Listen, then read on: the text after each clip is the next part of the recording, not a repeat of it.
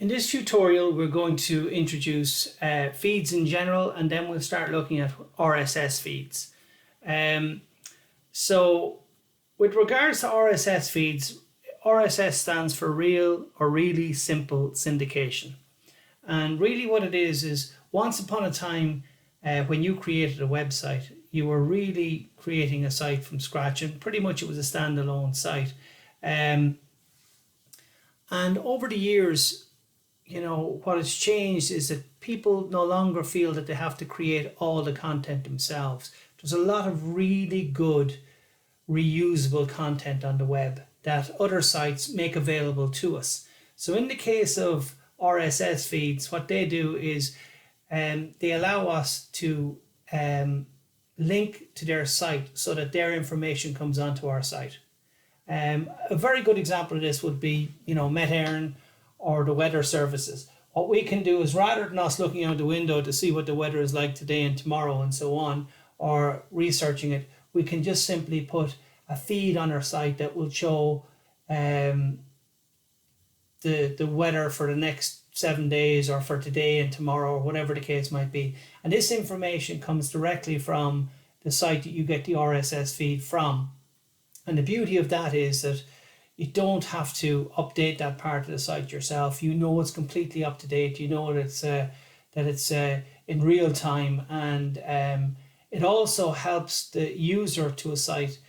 It helps them to focus on your content, and rather than seeing what the weather is going to be like and going to another site and the possibility of losing them, you have all this information on the one site. And this is very important from a tourism perspective, because if we're going skiing, we want to know what the snow is like, and if we're going to a holiday destination, it's nice to know what the weather is going to be like if we're not sure about it. Okay, so RSS feeds, hugely important, hugely popular, and they save us an awful lot of work and help us to keep our website up to date, and to deal with different things like that. So first of all, I'm going to introduce the 4 different types of feeds we're going to deal with over the next little while. The first one is a text feed, which is, we're going to look at RSS, Real Simple Syndication. And if you just look up here to the top right hand corner, you'll see a little icon here, and this is the RSS icon, and I'm sure you've all seen it. You may not know what it is, but you've seen it.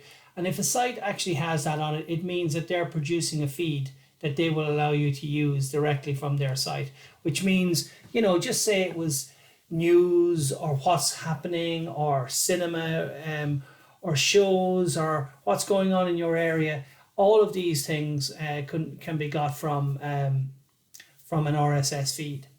The second type of feed here is an image feed, and obviously we'll be looking at things like Instagram and Snapchat and so on. Then there's audio feeds and podcasts, and then there's video feeds, which are hugely popular with the likes of YouTube, etc. there. So they'll be looked at in other tutorials, but in this particular tutorial we're going to look at text feeds, or RSS feeds. Okay, so with regards to 39% of people subscribe to an RSS feed, not only is it a useful way of actually putting information on your site, but you can actually set up a page yourself so that all of your useful information appears on the one page. So rather than you going to 10 of your favorite sites, you can have one page that all of your information comes to it. So, it's very, very, very important. Okay. So the power of RSS feeds. Now, what this one looks at is, without RSS, what we have to do, or what a user would have to do, would have to go to several sites to get their information. And,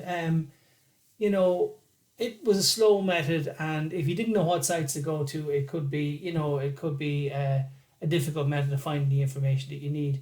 With RSS, a lot of the legwork is taken out of it. So, a person searching for something can get all the information that they want on the one site. So it's up to us as designers to figure out maybe the different types of information that a user might need, okay, when they come to our site.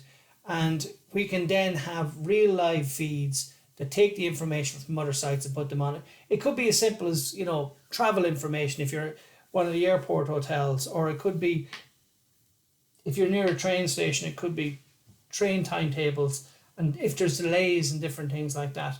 Of course, you know, if you're in the theatre district, it could be what shows are on or what shows are still available and different things like that. So they provide information that can be very, very useful to people coming to your site, and it keeps them in the one place, and they're actually very straightforward to create and to use. Okay, so I'm going to, during this tutorial, I'm going to very easily and quickly show you two different things. I'm going to show you first of all how you can just use somebody else's RSS feed. So that's a feed that somebody's created on their site, and we can use that and import it into Wix. And the second way is if I want to create my own RSS feed. I'll just show you a very simple way of doing that. And that means that, you know, if you have a Tumblr site and you want to have a feed coming into your own site or put onto somebody else's site, you can do that. And it's very straightforward to do that. Or if you have a website, just say you've got 4 or 5 websites and they're all interconnected and you want certain information feeding from one site onto another 4 sites, you can do that using RSS feeds. That means that instead of updating all 5 sites, you only need to update 1, and all the other 4 will take from that, or 204, whatever number of sites you're dealing with. So it can really cut out a lot of painstaking and time-consuming work for you. So the first thing we're going to have a look at is how you capture somebody else's RSS feed and use it for yourself. So somebody who's providing an RSS feed, and how we work with that. Okay, so the first one is very straightforward: RSS feed and straight into Wix. There's no middleman here on this one. So we're going to have a look at this, and the actual site we're going to go to is Dublin Live. Now there's lots of sites out there like this, so I'm just going to click on this one here, and I'm going to go to, I'll resize this, sorry about this. Go to the Dublin Live site. What you've got here is an RSS feed and lots of them. So you see certain information for you know, sports, if you're interested in sports and results, etc. Dublin news in general with regards to Irish news, you know, an amalgamation of all of these things: history, soccer, travel and traffic, and what's on in Dublin. So what I'm just going to do here is I'm just going to copy the what's on in Dublin one. So I'm just going to copy that link, copy link address. It's as simple as that. Then I'm going to go to Wix, and I'm going to go into Wix here, and I'm going to go back to the editor here. And what I'm going to do is I'm going to add an RSS feed to my site. And I'm going to achieve this by going into Add Apps. I'm going to type into the search, I'm going to type in RSS feed. And there are a number of different apps that can deal with these. I'm going to deal with the first one here, which is Feeder Ninja. Okay. And it says add it to my site. I'm going to add it to my site.